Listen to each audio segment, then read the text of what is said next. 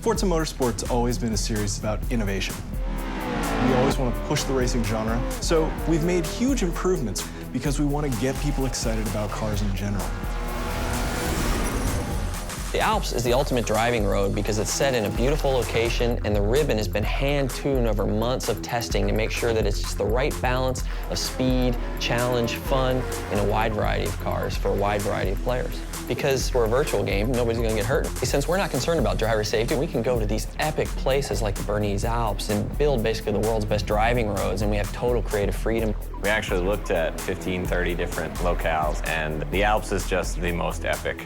The landscape is so surreal, it's crazy. I mean, these mountains are very different from any mountains you see anywhere else. I mean, it's just with all the jagged peaks. We are on part one of a trip that will take us through Switzerland and Italy as the guys from Turn 10 gather source material and basically inspired by the entire trip.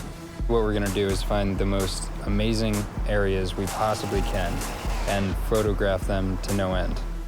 We took a really long elevator ride after a train ride and a long walk and another train ride. Took a while to get up here, but oh my God, it's worth it. Did you guys see the background and everything? Yeah.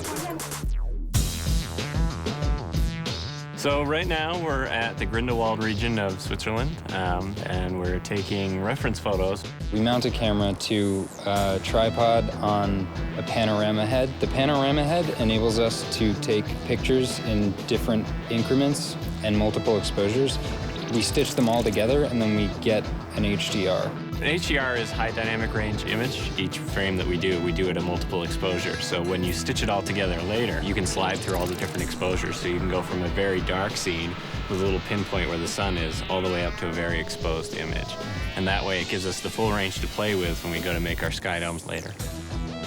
We have a pretty long production cycle, so it'll probably be about a year of full production once we get home.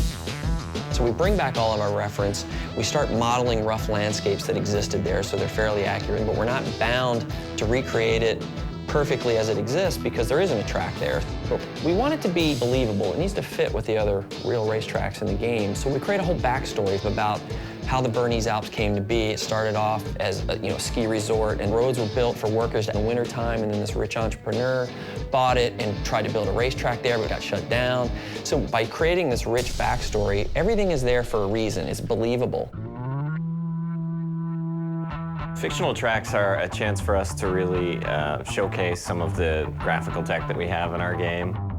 We've redone our lighting engine, and this track in particular, with its very bright snow and blooming, really shows off what our graphics engine can do.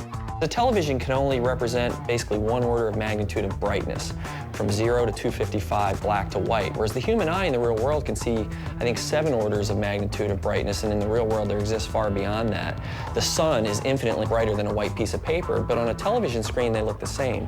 Well, we found a way to basically reverse engineer that at full HD resolution on the Xbox 360. So what we do is we captured high dynamic range images of the world, and that gets baked back into the lighting and the reflections on the car, which means the sun is order of magnitudes brighter than a white piece of paper and is brighter than gray asphalt, which basically makes the cars look really grounded in the environment. We've traveled thousands of miles, we worked thousands of hours, and here it is, the Bernese Alps track in Forza 4.